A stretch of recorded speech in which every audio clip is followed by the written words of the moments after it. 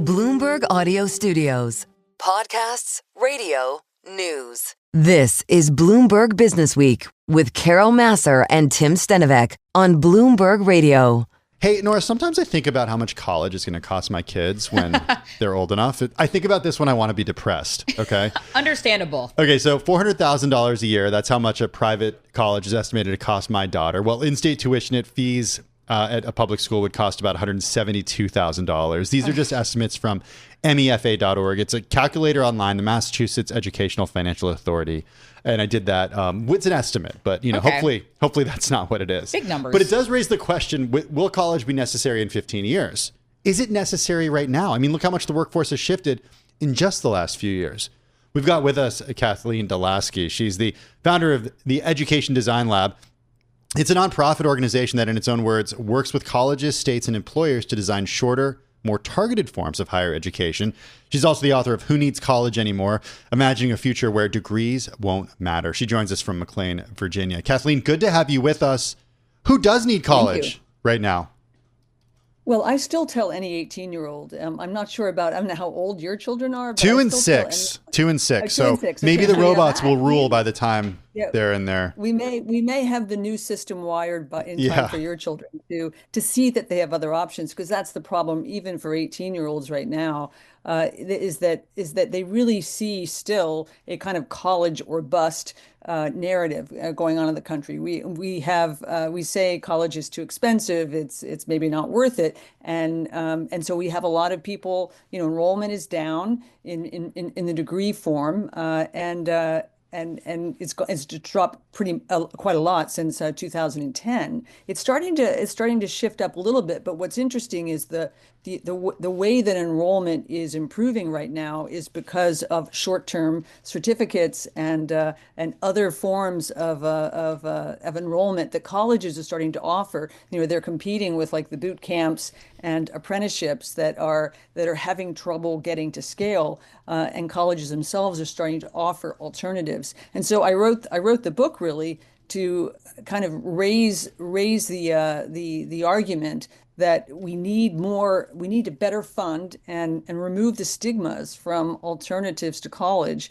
because only 38% of Americans have a four-year degree, and yet we tell all of our kids, that they have to, either go into debt or figure out how to get that four-year degree. And as you said at the beginning, that's starting to change. It hasn't changed yet, so I still, I think you have to give a lot of caveats when you're giving advice today. Mm-hmm.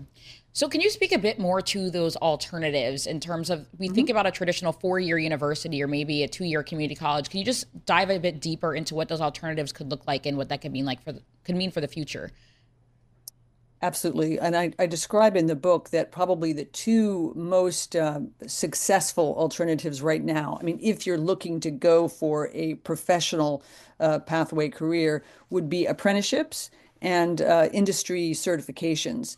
And the problem with these two, wonderful alternatives to a four-year degree is that they are not evenly available. Like, you can find them in some cities and states, in some professions, but not widely. But they are being looked to as sort of the models that we need to create more of. And either colleges can develop and offer them, or independent organizations. A lot of entrepreneurs have been looking in these spaces too.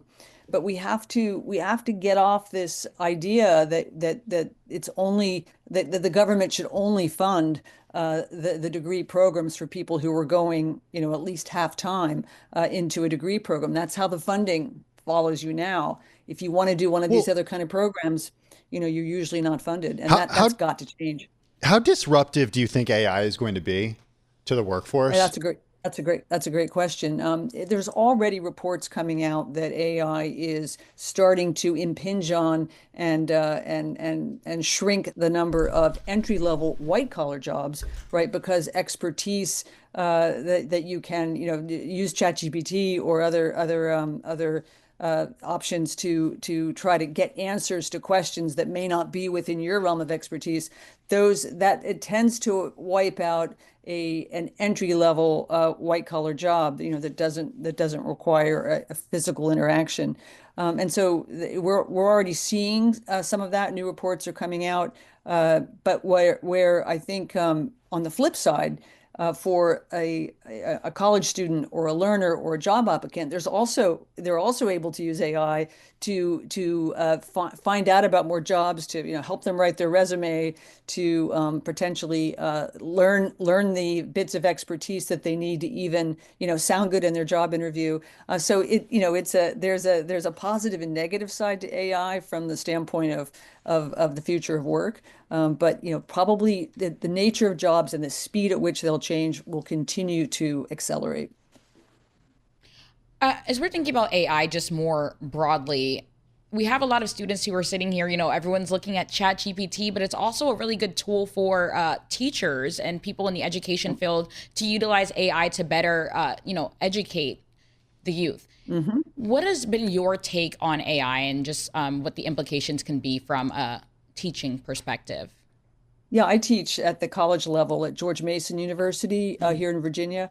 And I've tried to, it's interesting, we haven't been given a lot of, policies about how we're supposed to, whether we're supposed to allow students to use it to write their papers, for example. And so a lot of us are just kind of, we're just kind of forging into our own territory and deciding how to use it. And I have been treating it as my friend, right? To have students use it to basically like pressure test the ideas that we might come up with in the classroom. I teach design thinking, and so I have the students use it to pressure test the ideas that we do live in the classroom, and then they're supposed to, go and see, well, what does the rest of the landscape say about this point? That's one example. But it does mean that we can't really assign papers in the way that we used to. We have to figure out how to projectize things that create unique responses from the students, or require unique responses from the students. And that's been really difficult, but kind of exhilarating, really. Yeah, I mean, I might be old or a Luddite, or I don't know. I don't know. I worry about what this does to critical thinking. Mm-hmm.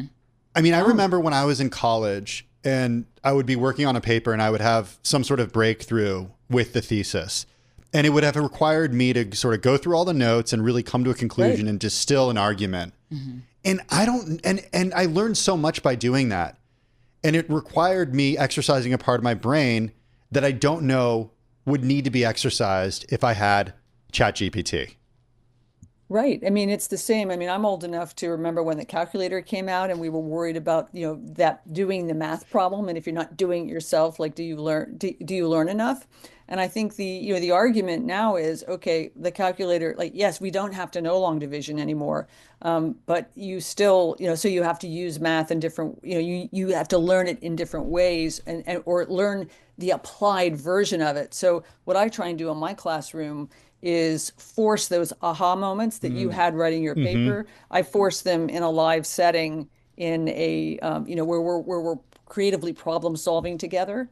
And that does help. I mean, it doesn't work for a history paper, but it works if you take the history lesson and try to apply it to a real world situation that you have your students work on together. Because they want, this today, they want school or college to be an engaging experience, not not if it's something they can read and learn or even write a paper about. They want to be able to get that at the drop of a hat. So learning has to become a whole lot more of an engagement practice experience for students to even care or stay engaged. That's what I'm seeing in my classroom and many of my colleagues too.